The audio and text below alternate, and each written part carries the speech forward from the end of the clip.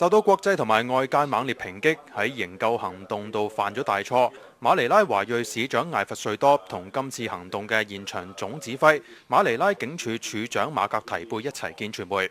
馬格提貝否認已經請辭，強調只係停職接受調查。對於外界質疑菲律賓特警裝備唔夠，又魯莽咁救人，馬格提貝承認特警嘅裝備差，又向我哋展示被子彈擊中嘅頭盔。They're just using some simple equipment to do the rescue. So, how do you comment on? And at this point, I'd like to introduce to you PO2D, member of the SWAT team who assaulted the bus. And on the first attempt to enter the bus, he was hit, and luckily the bullet hit the Kevlar headgear. If not for this equipment, then we will not. He will be dead by now. So it's just a proof that the assaulting team were met by volley of fires. So it really.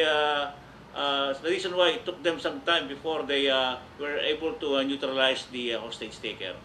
而呢一位喺當時第一個衝入巴士嘅特警就話，當時槍手門多薩喺車廂埋伏開槍，令到佢迫於無奈要撤出。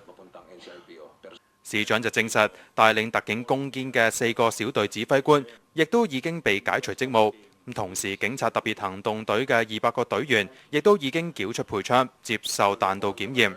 佢強調，今次嘅調查一定會公平公正咁進行，唔會偏私。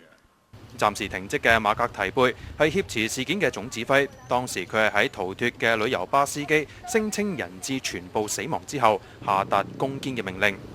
由於中國當局同埋特區政府對於菲律賓警方喺營救人質嘅手法上，仍然存在住好多疑問，所以就好似呢一份報章嘅頭條刊登所講一樣 ，Crisis not over， 即係話挾持事件引發嘅外交風波呢，其實係冇咁快會完結。